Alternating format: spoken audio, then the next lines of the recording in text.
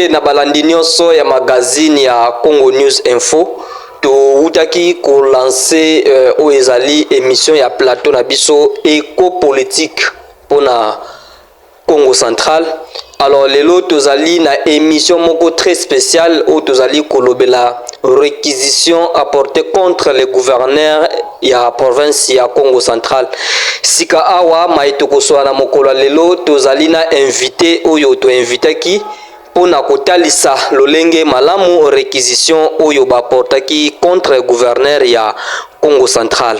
Mais sika tokota na masolo na biso tokopesa invité na biso Mbote pe ayeba ko se présenter na lolenge azali pe atalisa biso kamwa casquette na ye na ndenge azali. Mbote ndeko. Mbote monsieur le présentateur de l'émission ya Congo News. Merci beaucoup ndeko tozali na émission o babengi éco-politique. Awa tokolobela matali réquisition apportée contre le gouverneur ya province ya Congo Central na maïba lobela ki mbongo uta ko bunga na province etali monta ba soupçonnaki 1 million na ebiki ko se présenter na bandeko nyonso bakolanda yo po baye ba casquette ya muto solanae. Merci beaucoup ndeko journaliste pour la présentation. Bon, en fait toza porteur il y a plusieurs casquettes. Mais na résumé makambo na biso misusu na ndenge ya mbangu pour que permettre tu peux pas comprendre biso na molaité mais na mokuse. Bon, naza bongo maître Chéribé Tamba, sur na bi maître Makofité, maître Tayarte, maître Masonté, mais naza bongo praticien du droit sermenté na ressort ya cataracte ya Banzango. Donc outre ma fonction dans la profession juridique, je suis également président provincial du Rassemblement des démocrates tshisekedi-istes, RDT en sigle, le parti cher à son excellence Dr Sylvain Mutombo Kabinga, ministre délégué à la défense nationale chargé des anciens combattants, premier mandat à Fachi, avec le premier ministre Ilunga Kamba. Meilleur gouvernement et chef de l'État en ces temps-là, bien que Bitumba FCC cache Potaki, mais Bissopé, mon mentor, excellence Sylvain Mutombo Kambinga, parmi Batuba Bundisaki FCC na 4 gouvernement pour que chef de l'État a se décidé tout Kabouana na mariage wana FCC cache. Donc voilà un peu, je suis au RDT et puis un Tshisekedi-iste disant depuis opposition. Jusqu'à ce jour également, nous avons quelques figures à niveau de la jeunesse et puis je suis le président fondateur d'une équipe de football dénommée FC Les Aigles Blancs. Donc voilà un peu en termes de présentation dans Mokuse. Merci beaucoup ndeko invité boyoki casquette ya invité na biso tozali na yeso ki toko rappeler azali maître Chéribé Tamba o azali au cadre ya parti politique ezali association de bengi parti politique ya maître Sylvain Mutombo ou abengi RDT azali au cadre. Alors si kana casquette na ye ou azali maître avocat défenseur juridique tozali ko solo la matali réquisition portée contre les gouverneurs ndeko grâce kwanga maswangi bilolo ou azali soupçonné na détournement ya montant ya fonds public balobaki 1 million. Alors sika tokosala ba analyse na maître na ebike maître déjà sujet auto annoncé kamwa analyse pour vike te bakokota na kati ya endusa auto pesi na ba téléprésentateur na biso. Merci beaucoup monsieur le présentateur émission. Je pense avant na kota na vif ya sujet tout saluer na nous bandeko mapinga na biso République démocratique du Congo, raison pour laquelle tolati teni Sokoto. Et là qui c'est que toza toujours sima ya bandeko na biso FRDC puisque c'est chaque jour na partie orientale ya République démocratique du Congo ba makambo ya pasi ozo sale makuna na est na biso. Donc soutien ezalaka na ba position nyonso toza na soutien militaire oyo bandeko na biso ba jeune batokota armée chef de sur la demande du chef de l'État. Toza na soutien diplomatique parce que combat msusu ezalaka armée msusu diplomatique oyo maman na biso Thérèse Kaikwamba bandai ko sala tomonaki aujourd'hui biso nyonso ba citoyens congolais nous devons nous liguer to sangana to zala bomoko to soutenir FRDC to soutenir mokonza mboka c'est tout chef de l'État le commandant suprême des forces armées to soutenir bango poto tia monguna oyo atungisaka RDC depuis 3 décennies libanda ya mboka epi mboka na biso e requérir sécurité nango makambo nyonso ya mabe esila na mboka na biso. Donc to bandi na kopesa longoni na FRDC epi topesi longoni na mokonzi ya mboka epi na ba téléspectateurs bazolanda biso. Alors effectivement pour entrer dans le vif du sujet na biso question tourner ils apporter sur réquisitoire oyo procureur général après la cour de cassation a aussi dressé par le gouverneur Grace Bilolo. Bon, pour tout comme en place, il faudrait signaler une chose. Procureur général pour agir sur la voie il y a réquisitoire on a soit qui rapport et ou quelque part en USA de Bengiamo IGF. IGF, Inspection Générale des Finances. Voilà, donc bien sûr que oui. Alors nous devons savoir que IGF est un organe, est habilité à Kosambisa pour Akangamutu. Oui. Mais Aza habilité à mener des enquêtes, et puis les enquêtes se mènent aussi par la voie aussi interrogatoire. IGF a fonctionné étant inspecteur Aza lokola OPJ, mais en compétence restreinte. Mais Aza OPJ en compétence générale. Parce que Aza agir comme OPJ en compétence restreinte, Aza respecter fourchette ya matière nae ou Aza dévolu nae, c'est-à-dire Aza instruire pour que Aïba est réellement, selon les échos, fuite où ils ont alloué dans le gouvernement provincial et Congo central, ils ont bien respecté, ils ont bien géré. Voilà, donc la question on a mis IGF à Kendara, et puis Azo, en amont déjà, Azo ça là enquête c'est très sérieuse pour que Abimisa voie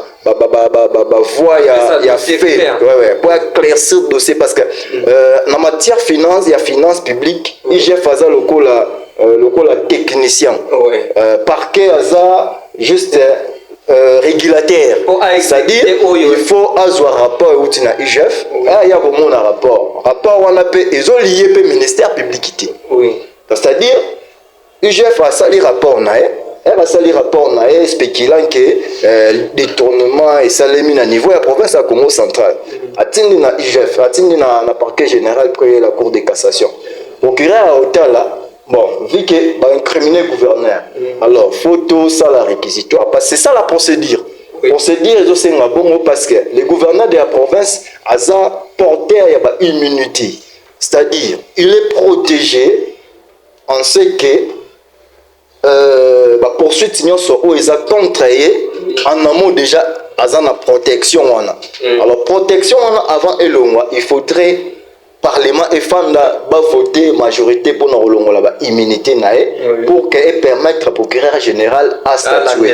Alors en cas de vacances parlementaires, le Parlement n'a pas statuer sur lever l'immunité à gouverneur. C'est les bureaux, il y a chambre, il y a bureau, il y a assemblée provinciale, il y a on est statuer sur ça. Et je pense que c'était ça, c'était le cas dans la mission. Alors selon Bango, il faudrait laisser le gouverneur à Kendeko Samba, à parquet général après la cour de cassation. Alors, le parquet instruit à charge et à décharge. Surtout que, fait un an où ils ont rapporté dans l'IGF, ils ont lié parquet. C'est-à-dire, à charge, je voudrais dire, ce qui procureur général près la cour de cassation à instruire du début à la fin. Et que le gouverneur des provinces à Congo central a PCB preuve, le parquet sera obligé à décharger. C'est-à-dire, il y a un infractionnel où ils ont incriminé à l'encontre de notre gouverneur, ce qui procureur général a statué à l'année du dossier à fond et que le gouverneur a porté des preuves. À la question que non, moi na yibi na ngambongo te. Ndenge bango bazolo ba neza ba faire ba simple discours et ceux qui a tracé gestion na très bien. Le procureur général à Otala, là il va les décharger, problème est à la tête. À redécharger. Mais si c'est le contraire, là maintenant place à la loi à Salam Sanae comme il se doit. Alors, question à biso maître Nanguez à la ya liboso, question liboso. dossier oyo eza porté contre le gouverneur.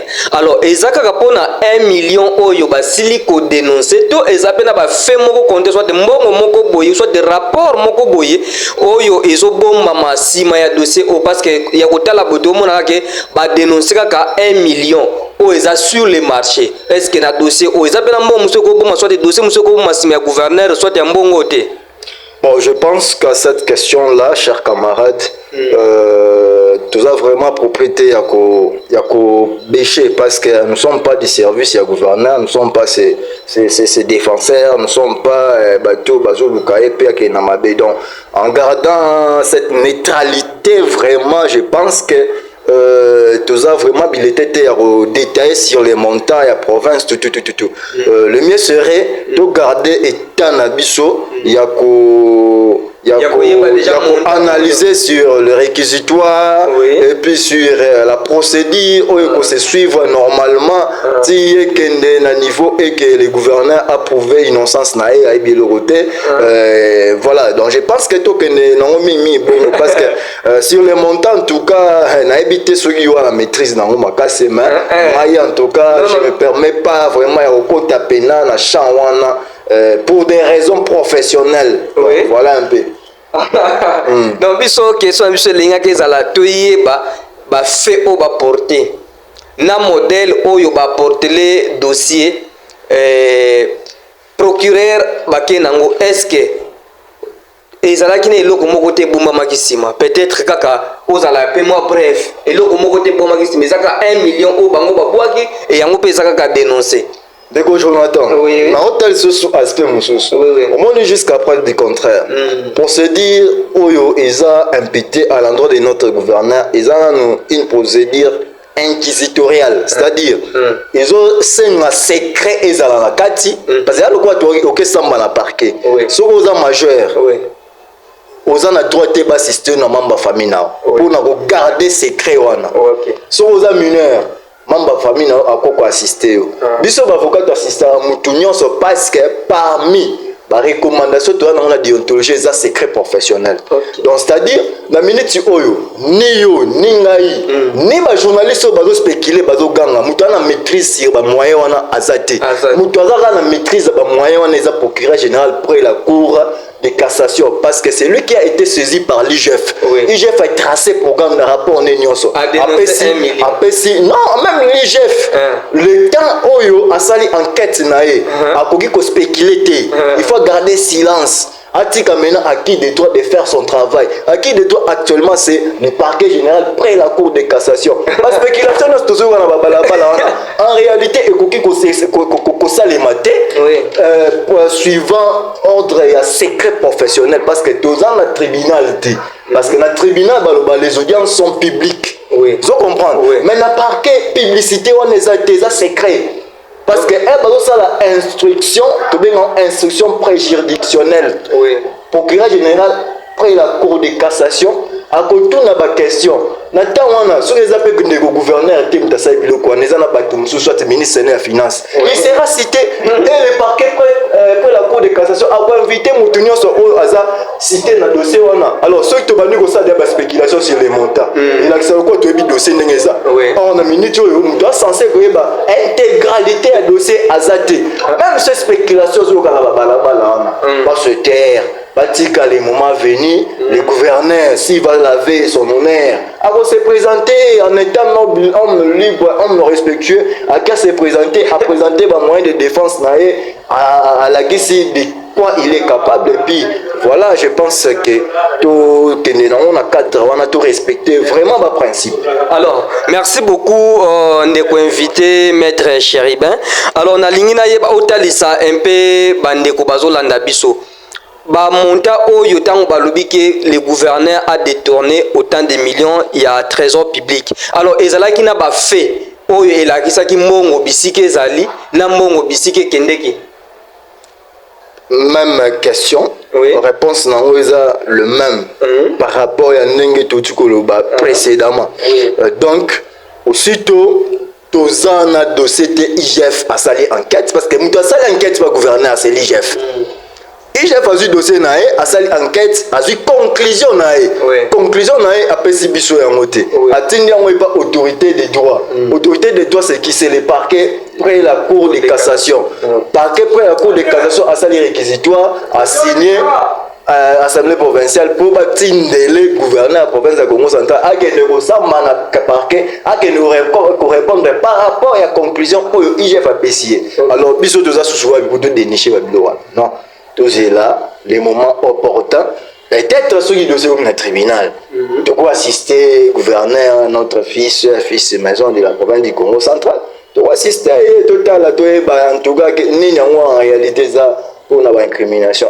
Voilà un peu. Ok. Merci beaucoup. Nabalandi nyonso bozolanda biso na magazine ya Congo News Info. Tozali kopesa bino mbote bisika nyonso bolandeli biso. En tout cas bozolanda maître na oyo azali kopesa lokola moi détail. Tozali kosola sur réquisition baportaki contre le gouverneur ya Congo central ndeko Kwanga Maswangi Bilolo o azali gouverneur ya Congo central. Alors maître nalingi hôtel sape bandeko na dossier bisika ezali bisika nini mena dossier oyo ezali pona kotali sa population o ezali kolanda biso.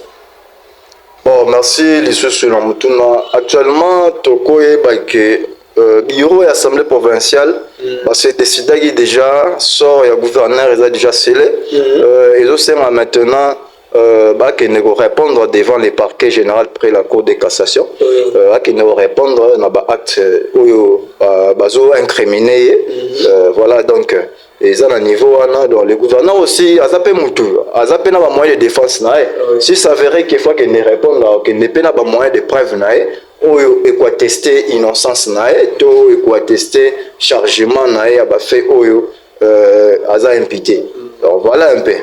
Ndeko Sylvain Mutombo bisiko zali mbote na yo mais kasi maître tango ba porter réquisition contre gouverneur totali ezali fait moko comme si administratif kofunda ma oyo ya gouverneur etali kaka ye moko gouverneur to ekokipe ko incriminer soit ko porter bureau na ye mobimba. Raison pour laquelle nauti koloba eza importante to citer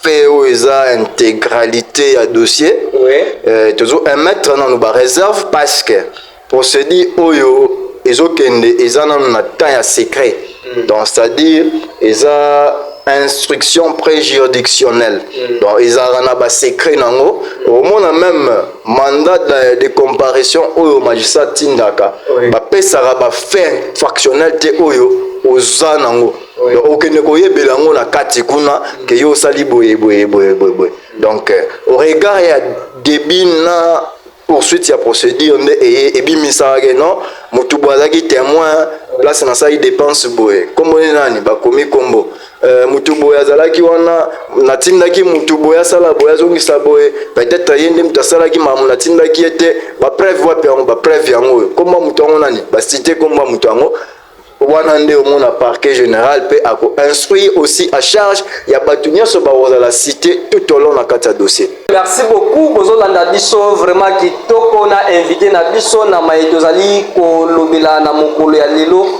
kotalisa bandeko pona réquisition au baportaki contre le gouverneur. Alors maître na lingi tozala un peu contacter la province na biso ya Congo central. Comportement il y a pas destitué soit il y a pour destituer ba gouverneur na Congo central biloko oyo ezali kozonga trop na yebike depuis to kozonga sima depuis gouverneur Atuma Tubwana toye la gouverneur Gibandu maintenant tozali na gouverneur ya Grâce Kwanga comportement oyo na province na biso ya Congo central et pourquoi parmi les 26 provinces ya Congo pardon ya RDC ezali kaka nde Congo central azali mingi na ba dossier ya ba destitution ya ba gouverneur. Bon, merci beaucoup na mutuna oyo. C'est une question aussi pertinente. Oyo zo mériter ba réponse. Parce que ba réponse non répondre à la question oyo mingi ils ont touché classe politique nationale. Parce que nous sommes en train de parler de la politique. Alors, bien que tout ça la Congo central, je pense que actuellement dans le stade où tout ça faudrait Congolais appeler ça chef de l'État force à soutenir chef de l'État la vision de la révision constitutionnelle. Il faut que la constitution et la retoucher. Aujourd'hui, je vous dis, tout en 2026, constitution de le 18 février 2006. Donc, c'est-à-dire, entrer en vigueur, le 18 février 2006. C'est-à-dire, et ça, déjà parti à la loi et référendum constitutionnel en 2005, il va voter oui. Ils ont 51% de voter oui contre 59%.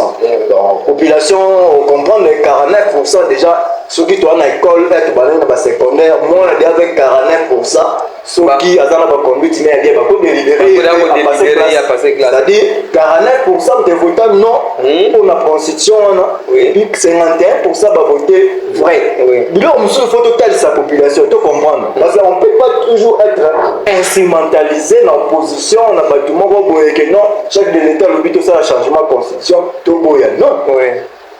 Et ça important. Vous comprendrez avec moi que la constitution est belligérant.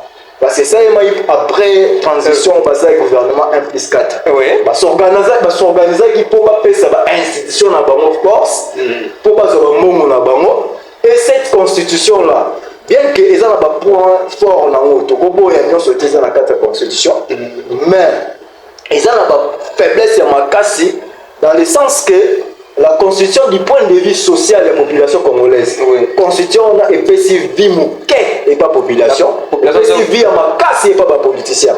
Je vais m'expliquer. Le lot, c'est totalement bien. L'institution politique ou la budgétivore, le Sénat, la budgétivore, on va utiliser le mot à l'État. Ma casse. Moussala Malunga te contribuer à la population. Aujourd'hui, assemblée provinciale. Toutes les assemblées provinciales, il y a la RDC, ils ont une institution budgétivore. Aujourd'hui, même les gouvernements provinciaux, tous les gouvernements provinciaux de la République démocratique du Congo sont des institutions budgétivores. Je vais m'expliquer. Est-ce que, on a Congo central exemple, tu as le ministère intérieur, non? Il y a un ministre provincial intérieur, le lobby, à ça le rapport colonel Yambanzang Walom. Soit à permettre. Il n'a pas cette compétence. Ministère intérieur. Ministre intérieur, province de Congo centrale, a la compétence de un colonel dans Banzamou pour permettre. Donc, pour les alacabongo, donc, l'instruction nationale. Aucun EPST. Ministre provincial, il y a EPST. A la pouvoir de soit province de Awa. Parce que province de Awa, a nommé arrêté, il y a ministre ici, national. Aux ministres hydrocarbures, il y a province. Ils ont le pouvoir de sur le ministre hydrocarbures national. Ça m'a rôle dans mon donc, il y a une place. Le rôle dans mon donc, nous devons comprendre qu'il y a beaucoup de choses à faire. La constitution, on a il y a 18 février 2006. Il faut accompagner le chef de l'État dans la vision de changer la constitution. Pourquoi il y a toutes les assemblées provinciales? Il y a RDC Mokimba. Parce que, pourquoi? Tu comprendras que l'Assemblée provinciale, l'Assemblée provinciale, il y a un organe contrôleur. Il y a exécutif provincial. Il y a un organe, ils ont voté, gouverneur, il y a province. Bon, moi, généralement, la paix, c'est la responsabilité, ma casse dans l'Assemblée provinciale. Dans le sens, ils ont voté, si vous n'avez pas compétent, pourquoi voter? Mais au vote, on dit même que ça il faut comme la maman comme sur des décisions. Voilà, donc, on est Congolais, il faut tout vendre, tout raisonner positivement pour Namboka Nabiso. C'était le même à l'époque avec Moutankuruki.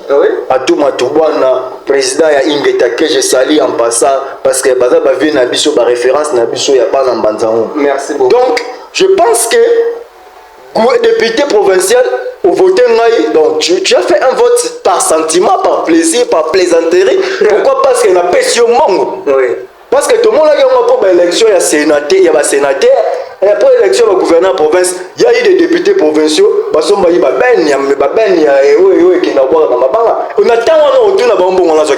parce que aussitôt élu par bon, non, faisons la politique autrement. La politique, papa, politique, ils ont classe, il y a ba noble politique et ça classe moko ya ba au cadre politique quand on vous appelle honorable déjà c'est OK otali chercher le mot honorable dans le dictionnaire on comprendre c'est déjà mutumoko déjà excellent donc babengo ministre excellence babengo honorable et ça va qualification moko c'est-à-dire faut dans la propre imaginez un député élu il faut qu'il a mon régime des autres il faut qu'il a la nationalité tu vas te dire comment aux autres c'est bon mais tox babengo honorable un honorable c'est un irréprochable un excellent c'est un excellent monsieur dans la tâche c'est un tonnerre de leçons un vrai conseiller voilà mon cher donc parfois moi un mot épais ça va candidat babilom sous les carana province moi-même je étais candidat député provincial mais je le dis je pèse mes mots que ce sont des institutions budgétivores ceux qui va dissoudre l'assemblée provinciale na en fait maboko na sepela makasi c'est meilleur gouverneur à province dans la nommé par ordonnance présidentielle il mon chef de l'état s'est décidé le loi la muki a dit ndeko ordi na tie gouverneur na Congo central abi andeko ordi au regard ya gestion des armes mabe tout na longoli na changer mutu mususu comme ça ils ont moi bien et comme en compétition parce que la minute comme cop et ça le lot on a bien cop ya ba député et même bureau ils ont ça les man ça sera pas profitable à la population du Congo central ça profit entre bango na bango ils ont profit papa il y a chaque mandat amitié se créera dans l'Assemblée provinciale parce que la bloc to bimisa majorité parce qu'à tout moment ceux qui montrent que entente na biso auto ça signer na gouverneur oyo ils ont simbaté to bandasko ko glisser province et que est en danger tu vois alors peut-être il y a moi on a maintenant ils ont salima parce que auparavant ils étaient ensemble bakenda qu'ils ont géré oui nous votons pour grâce est-ce que toi tu pensez-vous que parmi les candidats c'est le gouverneur Grâce qui était plus intelligent ou plus compétent pour gouverner la province. Non, c'est une question, pensez-vous. Au regard il y a un projet dans la société moi là tu pas au bout d'aller l'autre tout le monde en Angela la Gisanto pour que na côté na cathédrale na bango za inzela moso ke oyo kama wato mais le lot un peu de béton ça quand même en fait Babylone mususu seza mabe pas gouverneur na biso il y a certaines provinces où il y a pessi bato azo réaliser parce que moi je suis sortant de l'université Congo récemment là je salue aussi le courage à actuel recteur le professeur Germain Maba a sali ba effort université Congo compte ici courant na ba effort propre na ye alobi poto simbisa gouverneur touche moi je le dis parce que ça Congo ba bengi yaka o inaugurer biso to tie courant yo a gouverneur à province université Congo c'est l'université communautaire première université communautaire de la République démocratique du Congo il y a Congo central mais première université communautaire de la République démocratique du Congo il y a un babengi ika babengi yaka o inauguré biso to tie mbongo na biso anje to tie courant ya yo kisoni université kutu batie ba mbongo na bango batie courant c'est bien ngai na bisa bino na hotel la bino béton macadam pour ba étudier ba les na ndenge ya bien conséquence de pas payer sa promesse style lo il en est le cas déjà talent zelande c'est derrière mais ngai si ko mettre la ligne aux à la bref concernant comportement ba député na biso parce que le loso qui oppose à la député na makambo otezo mona na ensemble na biso provincial ceux qui osent à la député comportement wana est-ce qu'à tout le temps faut changer ka ba gouverneur à tout le temps province na biso faut subir ka ba même conséquence na linguta sa ba ndeko na biso comportement na ba ndeko député vraiment ezo uta wapi Ndeko Jonathan, je te dis déjà, mon ébisso, na moulot doit former, ma RDT avec mon mentor, Dr Sylvain Mutomboka Binga Aigle Blanc. Tout ça, bah, tu te prends la valeur. Bisso, chez nous, les anti-valeurs ne règnent pas. Raison pour laquelle le monde a tout là, t'as tenu la résistance contre les anti-valeurs. Nous sommes des vrais tshisekidistes démocrates. Donc d'ailleurs, paix à l'âme du magma. Le maître, il y a école Nabiso, le docteur Etienne Sekedi Wamulumba. Le 9e anniversaire n'a déjà depuis Akoufati Kabiso. Donc, je pense que dans le mois de février, donc 9e anniversaire, c'était déjà célébré. Oui. Donc, je pense que Biso, c'est toujours une opportunité à Okotakuna, tu as tout changé ma cam. Donc, tu as tout changé ma cam. C'est-à-dire, opposition. na majorité yo mozawana mon mentor l'a fait asalaki yango na gouvernement Ilunkamba. Renseignez-vous sur Sylvain Mutombo à l'époque. Oui. C'est-à-dire Ilunkamba en premier ministre, excellent Sylvain Mutombo moni ke maramo place avec nizama yo ke ne mabe ba kabiliste ba s'injure contre chef de l'État pour bloquer action gouvernementale na kati ya gouvernement V aza opposant zo po ya banti valeur ba ministre kabiliste wana. Donc c'est-à-dire tous en école moko toujours punda pona mboka na lijo préparer mingi ba député à Congo central nazo ebisa yo yango mon cher que j'ai été candidat député provincial mais aujourd'hui j'ai toujours été contre institution là parce que une institution budgétivore nata ya patriarche Mbachimbacha des autres salé maté parce qu'il y a eu des députés partir papa le problème avec actuelle classe politique dans la province de Congo central. On a un bon nombre de commerçants, on a aussi un bon nombre de députés. Bon, nous avons les députés, mais en réalité, ils ne sont pas des députés. Parce que dans la micro-baladère, tout le monde a défini que c'est Kennedy provincial. Et en français, il dit provincial et Zanine. Et puis, là, c'est sous question. Après définition édit provincial l'andi c'est la question bando commune na député Kalaming était 2 ans déjà au Coca on proposait déjà proposition édit nini et puis édit wana rôle nango kozala nini tout na ba question on comprendre que ebele ba koyeba biloko wana te ils ne savent pas ces notions ba notion wana te alors raison pour laquelle ce baké kuna baké na business baké ba feriste ba sala ba faire na bango bazobala ba dame alors ndenge baké lokola ba affairiste ba kosala ka effort te pour la population ya Congo central bango effort na bango kozala kaka pona mabumu na bango ba intérêt ya ba copine na bango ba intérêt ya ba ndeko na bango ya ba famille ba intérêt ya ba proche na bango ba massa na biso ba benga ba jalelo ils sont toujours un monsieur soi-disant honorable atineli mega côté na réseau social musala na ko boya ba idée oyo biso toto bimisa pona ko construire jeunesse na biso ba ko boya biso parce que ba linga biso déjà été pour enfant parler na biso surtout que ba mo na biso peut-être na ba place ba mo ba kenda ko luka ba 10 000 francs ba 5 000 francs ya mega le loko zo ma province ya mo wana donc faut population comme la conscience. Parce que responsabilité à ma casse pour la crise provinciale ou bien crise exalatée, ils ont des députés provinciaux. Ceux qui sont députés va se comporter. D'abord, tout a intérêt à la province de Bosso, tout a intérêt à Bisso, Mike, Nassé, province et aucun de bien. Dans ce sens, Bakobanda Anamo, par élection du gouverneur, ils vont voter pour un gouverneur compétent. Oyo a présenter projet de société oyo a respecter parce que ce qui toque élection na exécutif aya kana cahier de charge na eza étalé na cadre ya projet de société projet de société un monsieur compétent batala que déjà parti azo décliner projet de société naé en tout cas c'est bon topé ça une chance vous votez vous n'avez pas voté pour le gouverneur mais vous avez voté pour un projet de société mais le contraire aujourd'hui au Congo central et comment vous votez pour un gouverneur que non pour un projet de société alors ceux qui vont voter pour un gouverneur en amont déjà bazana bakor na bango ke yo na opesa boulot yo comme ministre yo ozala boye yo na balar to ba yo ozwa pourcentage boye yo osala boye comme on a gouverneur pas comme na bato yo ole ke na pena esprit na kati bino mo na pesa bino exacte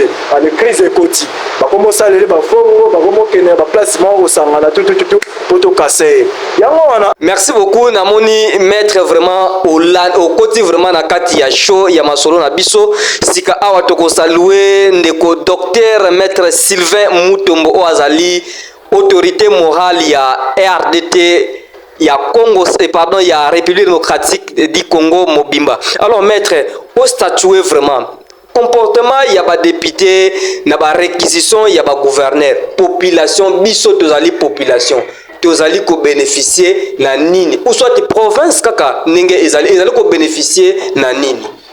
Merci Ndeko Jonathan. En fait biso faut comprendre biso donc tout ça enseignement ya chaud et pas mentor politique docteur Sylvain Motombo actuellement à Lubumbashi parce que tu as né pour parler la fois passée pour toujours préparer deal moko pour na ba petit na ba joueur il faut ba kita Kinshasa tout na ba ça quelques rencontres sportives donc mon mentor a eu non d'ici là na rappeler pour faut ba petit ba Kinshasa bon moi beaucoup plus politique à Congo central parce que je suis natif de la province et puis m'emmener son ça là dans le cadre de la province à Congo central mais nalandanga pena au fonté parce que pour se préserver parce que biso bane Congo surtout ba jeune ya mbanzango tumi pesi to na ba pratique moko ya bumwana weza kitoko penate ya omoni beaucoup plus je suis concentré dans la politique nationale mais bien que émission est portée sur la reste de la province tu as toujours obligé à loba kekemo pour la province donc bandeko député provinciaux bino boza responsable donc Kobonga ya province ezabino ba députés provinciaux Kobeba ya province ezabino ba députés provinciaux parce que soy bobi que dès aujourd'hui ceux qui toza élu députés provinciaux il faut voter pour un gouverneur compétent un gouverneur où il y a un cahier de charges projet de société où il y a bien pour la population Congo centrale il y a voter alors le gouverneur là sera redevable maintenant à la population et non redevable et pas na bino ba député bien que bino ne boza ba autorité au bossa lié à comme gouverneur mais je le dis pourquoi parce que non pour une personne comme gouverneur mais vous venez de faire un choix sur un projet de société parce que vous avez sur base du projet de société est-ce que le gouverneur a présenté ce projet de société est-ce qu'il est en train de respecter ou il va prescrire ce projet de société respect à projet de société est-ce que à l'encontre du budget où il a alloué pour ce que le gouverneur a voté pour l'intérêt de la population il est pas dans la conscience, il sera responsable que non, on va présenter le projet de société, non, il va pas député, il va voter. Alors il faut derrière mon projet de société, respecter scrupuleusement la population au travers des députés provinciaux pour voter. Donc, à respecter le projet de société, non, je m'étais dit que un élu gouverneur province à Congo central, n'a s'engager dans la route des desserts agricoles dans les 10 territoires de la province à Congo central parce que nous avons 10 territoires. Nous avons 10 territoires également des villes. Donc, ceux qui ont respecté prescrit un projet de société. Il sera un excellent gouverneur. À l'époque, il y avait les patriotes match. Et il n'était pas dérangé. Pourquoi? Parce que ce fut un grand. Le gouverneur Mbachi fit un grand. Et aujourd'hui, Bisso Nyonso, ce qui tombe dans l'histoire, il y a un gouverneur, il y a Congo central, excellent. Au côté de les 3 gouverneurs étaient sans porto comme le gouverneur Mbachi. Et il n'était pas dérangé. Le gouverneur Mbachi a tiré pouvoir dans la province. D'ailleurs, Atiki il n'était pas dérangé. Il a laissé ça chez Deon Koussou dans sa intérim. À Kinshasa continue dans l'Assemblée nationale. En 2018 pour parachever mandat na ba entente makabuna ninga sala na ba vision na ninga sala malheureusement kaka ba député provinciaux wana o ba telemelaki Mbuta Atu ba boyi ko voter pour Machimbachi ba voter pour Mbuta Atu après ba telemeli sur Mbuta Atu vous comprendre que ba député ont de voter la provinciaux ba mitema mabe bango ne bazo bloquer développement ya province ya Congo central alors ngai na lingna tala ba réquisition o bango bazali ko apporter ezali ce que pona ba droit na bango ou soit pona intérêt ya population intérêt ezali député provincial à sur un niveau était à reporter réquisitoire eza porté auprès il a parquet général près la cour de cassation actuellement député mutuya na bango ezalaki batia crise na bango ils ont instrumentalité l'IGF donc les instrumentalisé basali ba manœuvre na bango tout ba bimisi ba preuve na bango o bango bazanango o ba incriminer gouverneur IGF a sali enquête na a sali rapport a sali conclusion rapport na a ke botika na autorité légale procureur général au regard ya rapport ya IGF ça les réquisitoires atteindre les gouverneurs, atteindre les assemblées provinciales et puis l'assemblée provinciale on va examiner à chaud, va faire conclusion, il faudrait gouverneur qui n'a pas général. Tout ça là. Est-ce que Congo central faut continuer quand on marque la crise boy? Non, il ne faut pas dire seulement le Congo central. Est-ce que non tout le bien? Je pense que non seulement le Congo central, mais il faudrait constitution ici Mbama. Assemblée provinciaux. Donc plutôt assemblée provinciale parce que l'assemblée provinciale wana ya ngondem tezoya na ba esprit moko ya ba révolte ba esprit moko so ba se sentir satisfaite na ba intérêt na bango ba ndiko luka okota ba crise na ba institution chef de l'état d'ailleurs a yebi yango et puis raison pour laquelle mon aki cabinet à président de République ba ça qui moratoire mo ba sur soi na no ba attitude douana bon bien que eza kakate eza kaka impératif mais il faudrait s'occuper de gouverneur province ma BP zali na cadre ya gabegie financière. C'est normal à Kenya se présenter la dossier normalement parce que Congo central et Kotambola Boété. Aujourd'hui là mon cher, je peux te narrer une histoire. Vous savez quand la DGRKC et ça institution moi Kotambo la province. Et puis ça les mis juste na ba réforme pour nourrir province. Bon la DGRKC tout na basala on na province. Par contre ça bon chaque jour. Quand la mine de on a peut avec la moto chaque jour. Pas peut ça jeter à 1000 francs. Chaque jour, j'étais à 1000 francs. Et c'est le gouverneur qui avait signé cet arrêté-là. Ce que bon, moi, c'est basé là. Et qui n'a pas non, tout n'a pas bon tout basé là. Et puis, bon, on a déjà cassé à Zouaka, persévère chaque jour. Basé là, on est. C'est-à-dire, il a dit qu'il faut créer des taxes, tout créer des impôts, tout créer des nini. Mais il faut peuple à Santaka, moi, redevabilité, que taxes au foutama moi l'état to meli biso bandila oui taxes au foutama l'état to meli biso ba centre de santé taxes au foutama l'état abongisi biso ba morgue taxes au foutama l'état azotia biso ba éclairage public manzao au d'ici là faut ba benga en ville est-ce que ville aux alabo le courant n'est le comme kata na chaque jour ba opesa bino tenter ba kati courant par sentiment par émotion to yebiti demain après demain aux à la ville aux alabo na molili ville ngo za la putain malunga ezate ville ko za la boye banzela bien ezate tambola ba vina banzamu omona ke ba vina banzamu ne se commencer ba mayenga ba mabulu comme s'il n'y a pas de chef de quartier, il n'y a pas de chef d'avenue, il n'y a pas même les autorités qui sont censées nous gérer la politique décentralisée la décentralisation aussi la question que non c'est politique est décentralisée c'est bon la décentralisation va vraiment ba indemnité ya fonctionner ba entité wana. Alors, ceux qui vont en effet, c'est même na wenze biki ba pesa ba ticket on a bon ticket on a wenze kendara wa administrateur di marché za wana chez président marché za wana alors incapable même de rebondir zandu tala zandu à l'époque elle biso d'autant dans la collège ba bongisa ki on batia ba béton batia ba planche wana makasi lelo tala zandu on regrettait. On sentit que nous sommes gérés et puis moi on peut pour ne pas me dire que non bon côté raté. Maman on a ticket au Burkina Faso chaque jour batia moi. Quand il y a Rolia tu sais ils ont ça pour faire beaucoup Rolia. Ils ont ça il faut que non, il faut poser la paix redevable dans la population doit payer ça doit souffrir. Il faut pas y que non place naza na ye na doit payer sa ticket et na zonga na ya na kuta endroit na nga ils la propre assainir tout moi pompe bobomi ba insecte wana insecticide bobomi ba insecte wana pour et protéger les fils que na ba maladie wana tout wana tu vois donc c'est un peu ça donc l'état gouverner eza tâche biso ba Tshisekedi to lobaka bien la responsabilité pour un Tshisekediste ce n'est pas un privilège mais c'est une charge.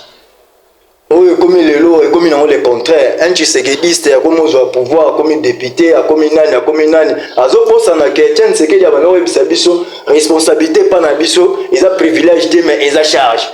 Même mon chef de l'État d'ailleurs, il y a une responsabilité dans le privilège ils ont charge. Raison pour laquelle le monde a do ça là effort pour ça qui met na est. Appuyer dialogue na ba rebelle. Appuyer dialogue na bato ba condamné. Mais c'est une décision à saluer. Ah ouais maître Dozali Congo central azali proche presque porte d'entrée pe sortie ya capitale na biso Kinshasa. Soki crise est persistée na Congo central, la crise politique ezali ko persister et ko influencer ni na politique nationale na biso. Bon, je pense que à cette question là la crise en cas de persistance il y a crise on ça l'appelle na chef de l'état la ministre intérieur constitution pesi bango ba privilège. Donc je pense vous pouvez lire na banda ko esika bolanda biso faut article 197 na 198 la constitution et puis ba prérogative je crois l'un de ces articles est le Biboé en cas de crise persistance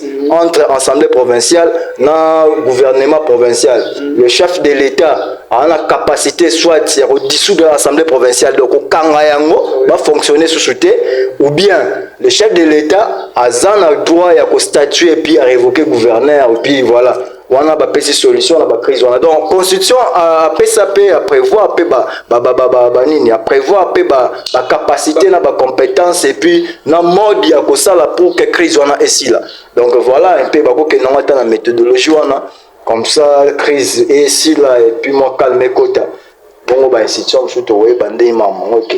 Merci beaucoup na balandi nyonso bozali kolanda biso awa sika wato zali kosala analyse concernant réquisition apportée contre le gouverneur ya Congo central ndeko grâce kwanga maswangi bilelo et en passant tozali ko saluer ndeko Trifon Nzuzi Koulibaly makonko bisiko kolanda biso mbote na yo et puis mbote na ba enseignant nyonso ya complexe scolaire Révérend Mbuta ou peut être ba ko citer bango nyonso. En tout cas maître awa par rapport à l'analyse na biso et puis autres ali kolobela réquisition apportée pour ndeko na biso gouverneur na biso ya Congo central na ebike dossier oyo ezali déjà apporté na niveau ya cour conseil au bazali da ko statuer ndenge nini ba ko définir politique pour na kopesa éclaircissement na population ya Congo central na tina ya dossier oyo ezali réquisition na oba porté contre gouverneur na biso ya Congo central tolingi toyeba soki eke mosolo oyo balobelaki ba dénonçaki emonanaki boyi emonani boyi ba preuve nyonso wana esili komonana alors dossier yango elingi influencer politique ya Congo central na nini avantage ya Congo central elingi ezala nini du côté politique et du côté population. Merci Jonathan. Je pense que question nayo est aussi bien. Il faut population, téléspectateurs, comprendre quelque chose quant à ça. Rapidement, on a développé en termes de compétences où ils ont 10 compétences à parquet général après la Cour de cassation. Donc, comment on en a élargi que comment on en a c'est bon. Mais vu que le dossier en a parquet, question nango ya propre nango ngeza bon ce qui est que gouverneur a que répondre na ba acte oyo to na ba fait oyo bazo poursuivre et que abimi na est sain et sauf approuvé que il est innocent et bien mambo na terre moyena ba preuve parquet général après la cour de cassation a ko décharger parce que le parquet instruit à charge c'est quand à examiner à monique et infraction ils a consommé on en est à un dossier à tindi yango la cour de cassation pour que ne samba tout se référer à dossier dossier ministre de la justice à ancien Constant Mutamba donc abana ina na parquet après parquet ramoni ba fait tout à tindi na cour de cassation à que samba cour de cassation a eu prononcer verdict donc dossier que n'est bon. Ce qui ici s'avérait que le parquet général près la cour de cassation a dit que non, moi n'a pas fondé pour n'a pas fait ou ya ibine mutuna makoloté. Il faut décharger la ici. Ce qui a ça a déjà démission a continué pouvoir naé na province à Congo central. Il a apporté changement ni. Non, et apporté changement ni na ndenge ni. Na ndenge ya province na biso ba quitter le gouverneur. Ce qui va quitter maintenant non, c'est ça. Ya on a na zongi sikoyo wana. Ce qui va quitter ba bi que non. Bon, pas acquittement, parce que acquittement à la niveau du tribunal. Oui. Bah quitter au regard ya procédure tout ça une infraction on a été bah quitter. Mais qu'on décharger c'est ça les mots qui convenaient pour les parquets dans stade où tout ça soit banni au samba na parquet général. ceux qui va décharger ba monique à saline le côté à zéro côté ni n'était le monté azong il poste na ceux qui a mis démissionner l'été parce que loi peut lobby que dans les 48 heures il y a acceptation à il faudrait démissionner. Alors il y a dossier dans l'équipe na tribunal il reste gouverneur à province à Congo central si ba transférer dossier sur le tribunal si le parquet général statut et que babi que non ba incrimination non sera na charge na est normal. On est comme ma fois démissionner tout mais soit démissionner et par cas le big non ils en ont bongoté Arsane azongi na fauteuil na et il va gérer la province c'est à lui maintenant à commencer responsable à la qui s'abisso de quoi il est capable à travailler pour l'intérêt de la population du Congo central et non pour l'intérêt mesquin il y a des députés provinciaux on a beaucoup de troubles pour na institution ils ont déstabiliser.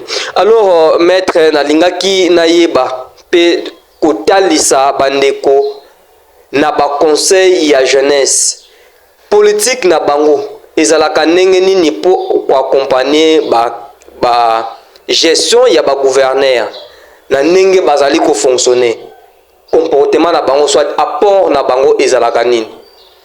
Merci beaucoup na question wana bien que toujours sur la beaucoup plus politique oui. Mais toye na aspect où eza beaucoup plus apolitique parce que le même conseil à jeunesse, ils a co-fonctionné le coup la société civile. Oui. Ça interdit du point de vue statut na bango. Il y a derrière les couleurs politiques. Donc le conseil de la jeunesse, ils a neutre. Donc ils a vraiment neutre et garder aussi cette neutralité là. Donc voilà un peu. Mais je pense que au regard de cette neutralité.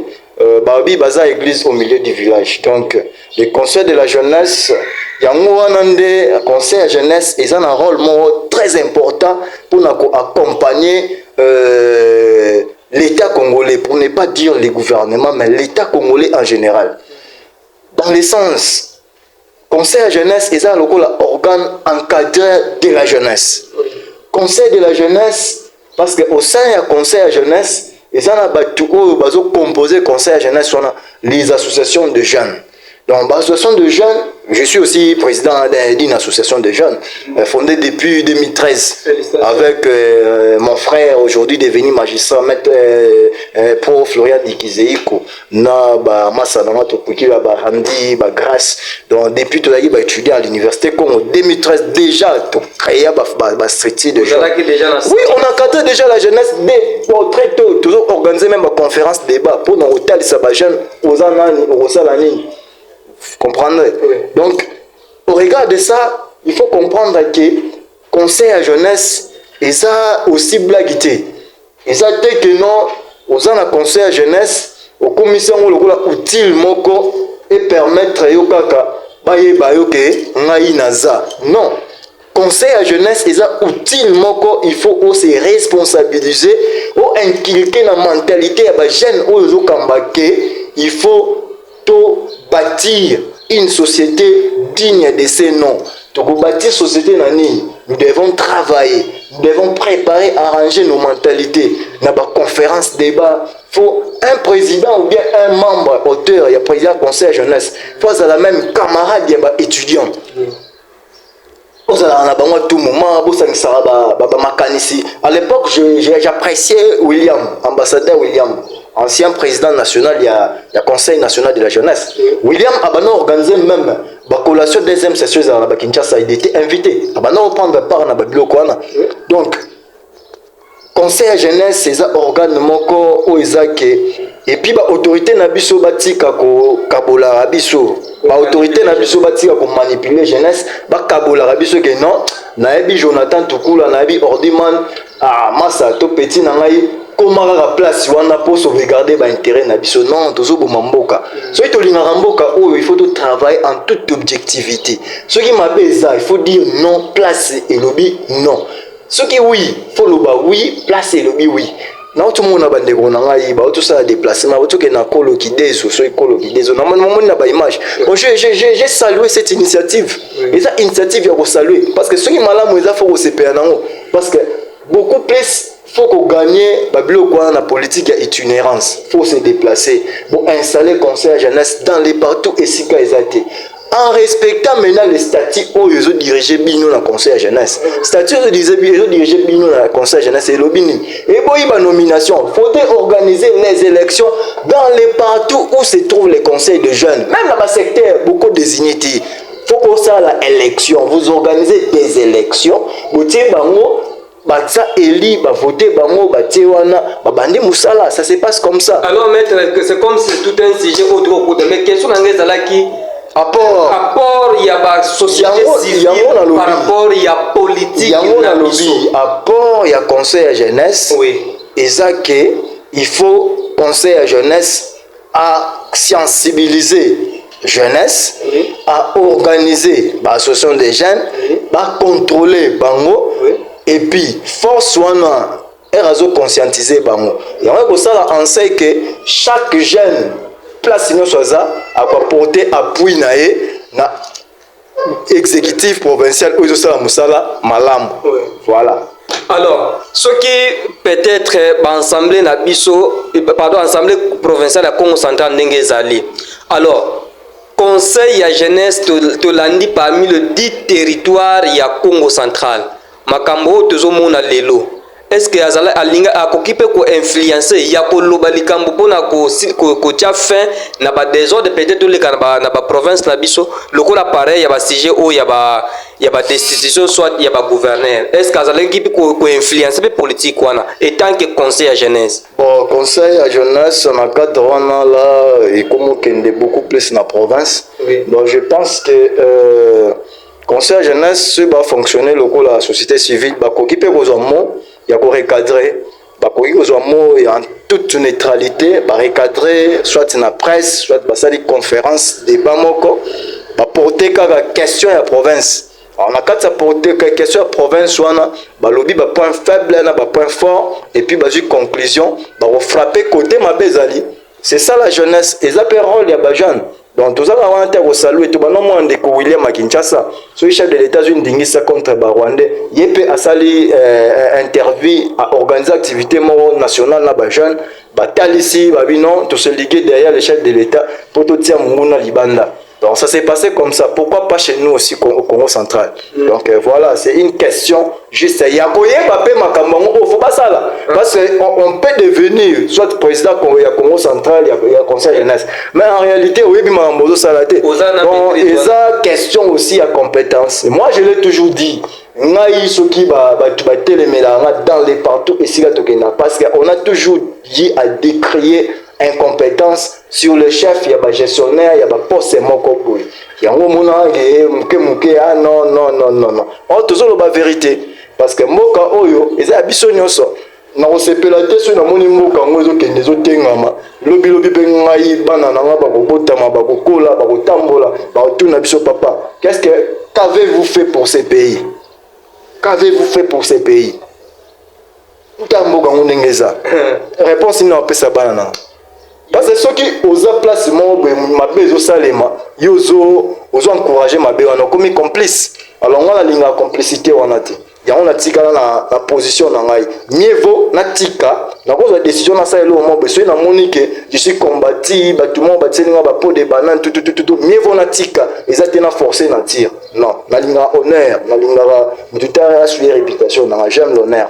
Donc mutuya tuza nde tuza tu vivre tokende malembe jour nyonso nzamba lobake non moi na ngai ngongo ya makambo na ekoki na pesa yo na kozwa yango et je ferai l'exception okanga data lelo je ferai l'exception na bisibino na poste tout oyo nzambe akoloba ngonga nango ekoki pona nga kanga date oyo bandeko na ngai bomona ke non maître chéri baloba ina biso makambo ya solo apporter édifice na oui. OK. Merci beaucoup Balandinio so bozali kolanda biso maître Chéribert Tamba o azali ko répondre na ba question na biso ya réquisition apportée contre le gouverneur ya Congo central. Alors tozali ko chiter na CG na biso pe manaka na biso kasi to ko longwa awate soki toyebi intention ya mutozali na yete, cela veut dire quoi? Na ba parcours na yede déjà ninge azali ko sala étendre cadre politique yépe à côté les abisso lolenge na ye vision na ye ezali nini ba activité ou azali ko apporter contre jeunesse ya Mbanzangungu pe bisika azali maître en tout cas tozali ko kende na suka ya manaka na biso mais kasto kolonga awa tendingi to sili koloba soki to yebi parcours na yote pe nini ozali ko kanisa nini déjà osali pe na kobongisa jeunesse ya Mbanzangungu oyo balandi ko landelo pour ne pas to bunga na sujet na biso. Merci beaucoup Namutuna Nayo.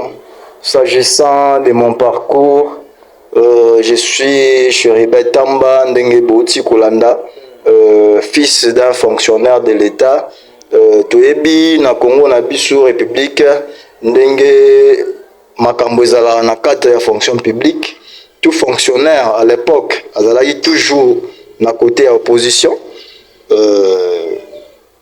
Dès à partir de l'appartenance à la politique, il y a papa Nangaï, Babunda trop, Nabatana, IDPS. Je m'appelle l'appartenance politique à IDPS très tôt le matin, étant jeune. En 2011, d'ailleurs, j'ai voté pour Yachichi. Il y a une histoire de Mboka Nabiso. Il y a 2016 glissement avec M. Kabila. Glissement est salémé et puis élection en 2018. Toujours information il faudrait savoir que na 6 classes na l'université Congo na 2018-2019 mais en 2017 déjà je gérais quelques étudiants. Je salue mon ami Jean-Luc actuellement à président de cellule moko ya IDPS tozali na bango na ba même lutte. Je gérais la cellule ya Tabora ba Jeanne Belé na kata IDPS, j'étais avec eux. Et j'ai aussi une lettre note la nomination de bloc bon donc il y a Florian Dikizé quoi en ces temps-là on s'est battu pour ça. Alors Tobundi Genève toujours déception ba on a se travailler candidat Félix Tshisekedi mais biso to tigala toujours tout droit na combat na biso politique na ndenge to porter qui candidat na biso numéro 20 et abimi président de la République. Alors Tobandi mais Nathalie ba adhésion et côté belé na partie des PES ba tout ba pour un sentiment ba jeune mot compliqué tout ba ko considérer des PES ba 2019. Alors moi j'avais des calculs politiques faut na postuler. Vous comprenez parce que c'est ça la jeunesse quand on a travaillé en 2018 ba exceptionnellement de te sentir écriture na yo na ndenge mambo ekende il faut ko bana dia ambition no postuler. Alors on a vendu na petit calcul non na sur moi ça Florian mon cher. Na postulé na partie nini parce que na ide personne obide na postulé place égozalate au regard ya boye je serai étouffé si tout na des autres côtés na partie. Donc en 2020 on nous amène la charte ya rassemblement des démocrates séguédistes RDT siga naza parti cher ya excellence Iva Mutombo na tangi article na tangi article 12 la charte wana et lobi que le coordinateur national agit dans la voie et mandat où a joué pas président de la République en ces temps M. Félix Antoine Tshisekedi Tshilombo article 12 il y a charte nationale RDT ouais c'est l'article qui m'avait impressionné n'a adhéré na RDT en âme et conscience parce que je m'étais dit que en quittant l'UDPS n'a pas adhéré na parti Oyo et zo soutenir ba action à chef de l'État monsieur président Félix Antoine Tshisekedi Tshilombo et chose dite na tangi charte ya RDT na koti na RDT et je vous dis en ces temps-là mutakota na RDT toi une membre de l'association Massa na Randi je le salue en passant mon ami. Voilà. Donc mutakoti sanga na RDT yewana donc nous avons une histoire avec ces amis là. Tout bana la bango association na ngai na 2013 ba yebaki savoir faire na cadre ya association R Masola parti RDT eye malamo masa ya bengi ngai na kei na tangi charte na koti na fongoleli parti Motema.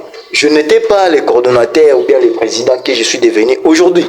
Nazala qui juste chargé en mobilisation et implantation. Je fais mon travail de par mon savoir-faire. Maman Tozaï nae la grande âgée na hôpital général à Kinkanda actuellement à Matadi. Alobi Chériban, moi j'ai une invitation à Kekuna. Là je te laisse la responsabilité de gérer les partis en Banzang. J'étais avec sa petite sœur Clarisse que je salue aussi. La Tiga en Banzang. Mon cher, tu as besoin de turbulence.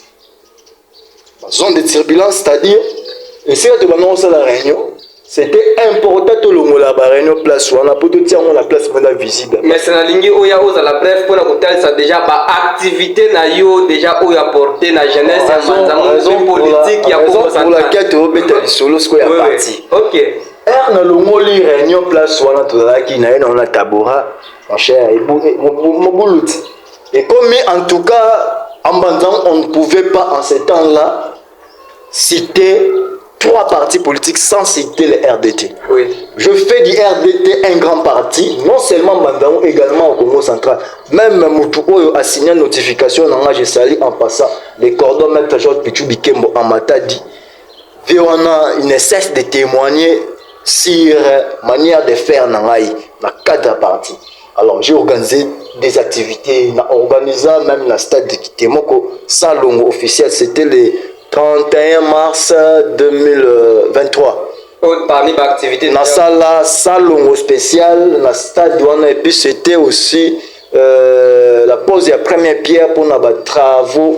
Il y a reconstruction, il y a mis parce que quand j'ai créé mon équipe en 2022 déjà, l'attitude de participer dans le stade.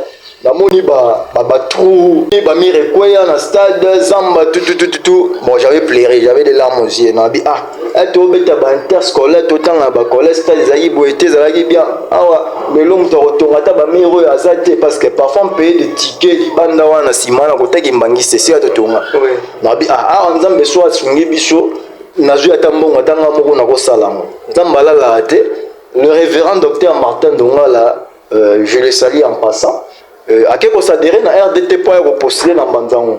À s'adhérer, excellence à Beninga, non, aux candidat bon, c'est bon, excellence. Aïe, papa Batou, Motema Malamu, bon, na CP là qui na rapidité na initiative n'était pas c'est moi qui en étais initiateur. Ce qui toquait en droit commercial.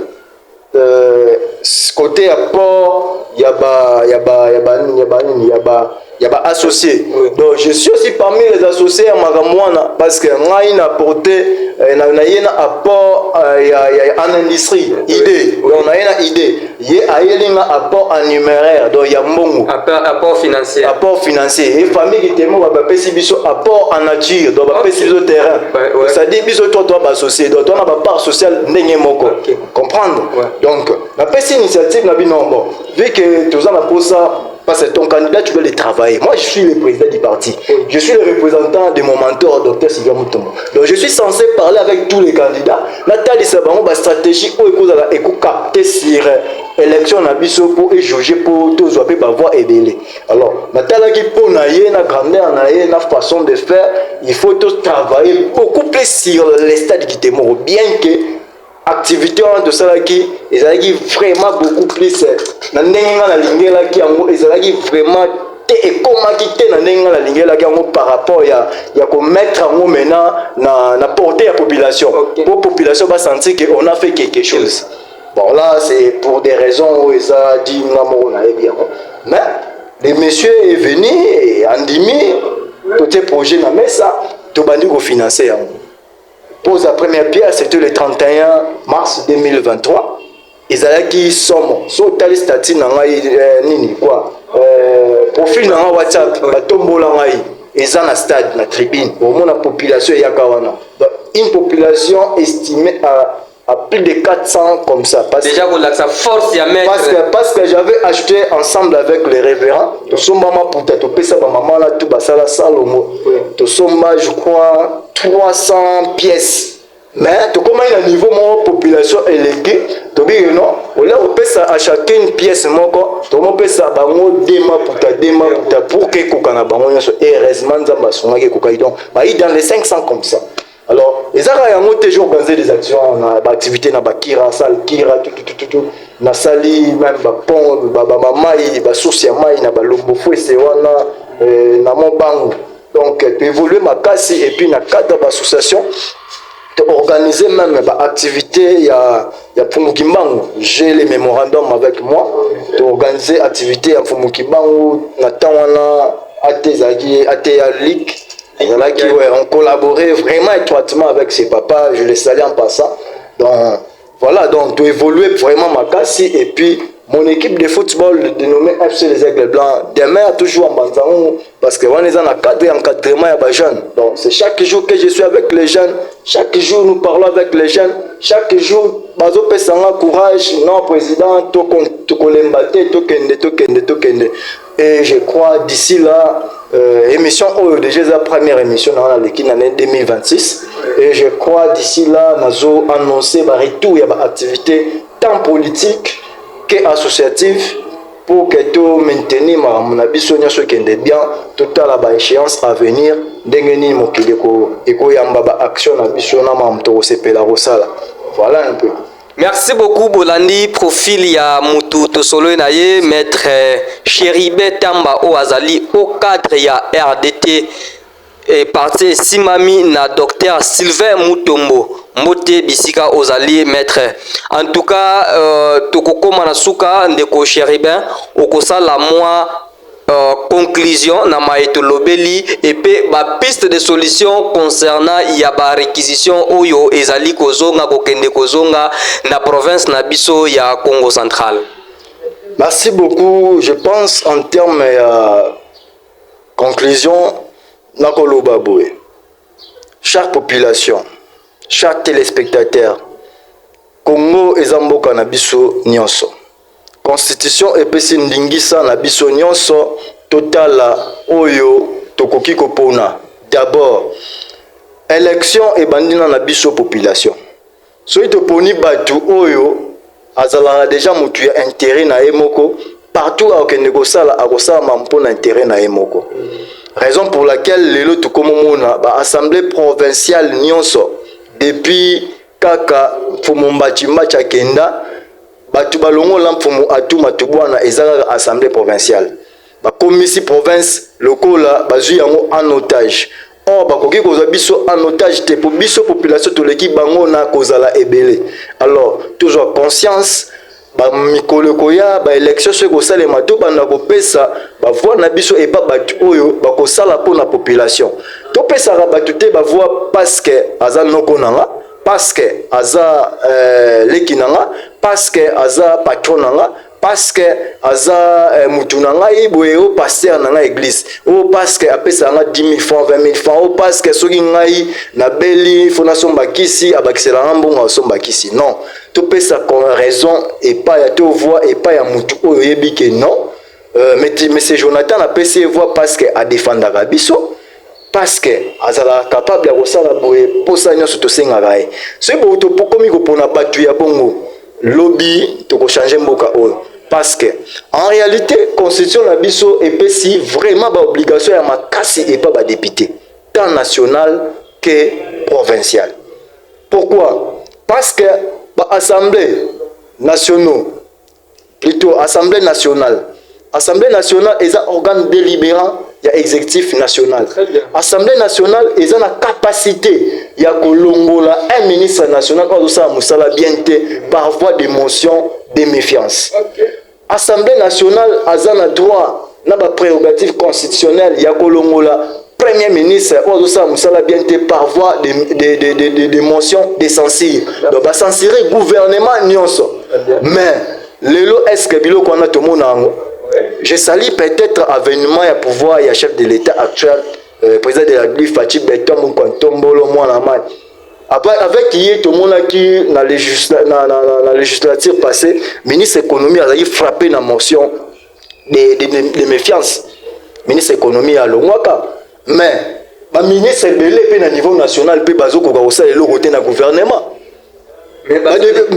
bazali député wana bana capacité bazana prérogative constitutionnelle ya kokwisa même ba ministre wana parce que toko motikela mokonza mboka ka charge non face à la remaniement technique en constitution l'opinion il pouvait ou ne pas faire cette remaniement la technique parce que la constitution a tout dit hein. En cas il y a frustration ou incompétence beaucoup de questions orales des questions écrites beaucoup de motion de méfiance vous pouvez motion à l'au moins le gouvernement a besoin de disposition Mais bien, on peut s'acheter de l'État à Moussala, remaniement technique. Ah ouais, à quoi bon voter à Maki? Oh, les députés, voter à Bango pour trois raisons. Si pas deux raisons, c'est trois raisons. Première raison, c'est contrôle parlementaire. Deuxième raison, c'est législatif. Donc, légiférer, comme ça, la mébéco. Contrôle parlementaire, on a yango yaka na kati parce que ceux qui ont le contrôle, ba contrôler même ba DG, ba PDG, ba ADG, mais na ba gouverneur, na ba gouvernement, na ba membre gouvernement. Alors on a contrôlé, on a yango ne kiti sarasco ba biloko ezala ke ni a ça la bien tête toute une question écrite soit répondre non bien tête mettre motion de censure ou bien même motion de méfiance. Bango ba ça la note. Et de même, Moutatis, de même dans l'Assemblée provinciale. Donc, la population va voter. Si tu votes, les députés provinciaux sont capables de porter fardeau de la population de Congo central. Même dans l'élection, les sénateurs vont chouetter. Aujourd'hui, là, vous pouvez citer quelques sénateurs au Bino Boyebi ou voter dans la province de Congo central. Ils sont 4, non? Parmi lesquels? Oui. Fallait que tout. Bapesa na bango ata opportunité ata pas atteindre biso fomo wili makombani abimane sénateur que bapesa biso pas papa mubange o bapesa kiki ndwelo. Mais là c'était hors de utaki na Kinshasa que non binobo désister zalaki bato ba désister ki na liste ndete IDPS les amis baleza ate wili na papa na ancien ministre Yves Moukoulou. Yves Moukoulou azaki ministre de la jeunesse na premier gouvernement na la deuxième gouvernement ba désister au profil ya patriarche Kenwelo. Papa Koli déjà et puis il a l'argent, il a les moyens. Aujourd'hui, là, même dans Bandang, que nous avons un sénateur comme on a Fumukinwelo. Parfois, je vois dans des images, c'est ce que fait l'ancien prophète de Jean Tshisekedi aujourd'hui devenu sénateur chez lui là-bas. Au CP, là, il est en train de construire les ponts, il est en train de financer les orphelinats, il est en train de faire des bonnes choses. Papa nous avons un sénateur. Ce sont nos députés provinciaux. Non, il ne faut pas voter pour X ou Y, voter pour Y. Voter parce que ce sont des gens, parfois, je ne sais pas comment les qualifier. Congo central. Des honorables. Parce qu'un honorable, qu'est-ce qu'est honorable? Donc, biso population, il faut tirer ma conséquence. Prochainement, choix et la portée, pas banane. Choix et la portée, pas banane, pour que calme la province n'a pas Congo central. Parce que c'est une grande province. Province, il y a un mot valeuré. Imaginez Bamfumo Kimbangu, place Bazar, Bazopema na Kinyate à cause de la bêtise de la province. Fumo Kasavubu, Bandona Kipavita, Mwandanse Minkaka, Babilo Ronia son Kaka Lobby, les lois commis qu'on sait faire et commis comme on a naturellement bien aïké, Toyeba Kite qui m'a Banaloba, or il disait de vraies choses, de vérité, mais tout. Les lois tout comment peut s'en Kaka raison. Donc entre nous bandeko même biso ba jeune tous à la bomoko na bolingo wana to ko changer mambo belé tous à la to longola ba séparation inutile. Ces politiques là où devons encourager les lots bango ne ba séparer biso na bi que Jonathan na ba idée bien pour na associer na ngai ana ko associer na maître chéri bete po ya za boye yango ne tout place que zo kende na kokufa. Donc je pense que sur Tolingimboka il faut travailler pour ces pays parce que tout ça là na lokola patrimoine commun tout soutenir chef de l'état Mukonzamboka Fati Beton surtout à Oseton Likolo abimise biso ennemi na biso Rwanda qui nous attaque avec Kagame ensemble avec nos FRDC na Wanzalendo to sala tout Nzambe akotia bango loboko to kosisa guerre wana kosila et puis Kongola ko vivre comme il se doit. Très bien, Bolandi Bisso na maître Chéribé Tamba Oto Sololi makambo ya réquisition apportée contre le gouverneur na niveau ya province ya Congo central et eloko tokoyeba na mokula lelo en Afrique adage moko lobi en Afrique c'est un vieillard maire, c'est toute une bibliothèque qui brille. Alors, bibliothèque ya Congo Central ezali kozika, bibliothèque ya Congo Central ezwaki déjà moto esengeli biso population biso baimboka tolanda makambo o pourvu toyeba kotia fin na makambo etali ba réquisition na Congo Central eleki trop c'est trop. Alors tokomi na suka tokosalwe ndeko Pierre Christian Mansoni bisika ozali mbote pe na ba autorité nyonso ba nyonso ya territoire ya Mbanzangungu pe président ya conseil ya jeunesse ndeko Ndwa le louange mbote na yo bisika ozali mbote na maître Florian Dikizeiko mbote na madame Kalenga et mbote na bisika nyonso bolande biso en tout cas maître tokomi na biso na suka na maitolobi na mokolo lelo na ebike kamwa ba dédicace et puis kamwa lelo basuka et kuki kozanga te. Merci beaucoup. En termes de Lilo Basuka, d'abord en commençant par saluer parce que biso mingi salutations à la groupe étant leader na habité na pesana ni mbote na pesana ni mbote te bande connaissent ba otolanda biso ba mbote na bino sikezwa mibino. Je salue également mes parents biologiques, mon papa Tambalou Tondadio Antoine, également ma maman Sidonie Lusala. Je salue mon mentor politique, son excellence docteur Sylvain Mutomboka Binga Aigle Blanc. Je salue notre président national de la Ligue des jeunes, il y a parti Mutunanga Wana Biro, maître Philippe Atakwa, les grands Bembe. CNJ et puis c'est les présidents nationaux, il y a jeunesse, il y a majorité extra-parlementaire, c'est parmi Bilo dans le baguette. Or, il y a Siko, mais on a choisi émission comme il y a un Asuka parce que récemment, calamité, on a tout ça l'activité majorité extra-parlementaire dans Banzango et c'est moi qui représente cette majorité extra-parlementaire ici sous la bénédiction de mon mentor, Dr Sylvain Mutomboka Binga Aigle Blanc. Je salue tout le monde, je salue tous mes joueurs de l'FC Les Aigles Blancs que j'aime beaucoup. Je salue mon frère Maître Miché, Maître Santos Lamou, on est vraiment proche nangai. Je salue Héritier Lufimpa Dio Jures, le Kombo Pemele, Adelandoma.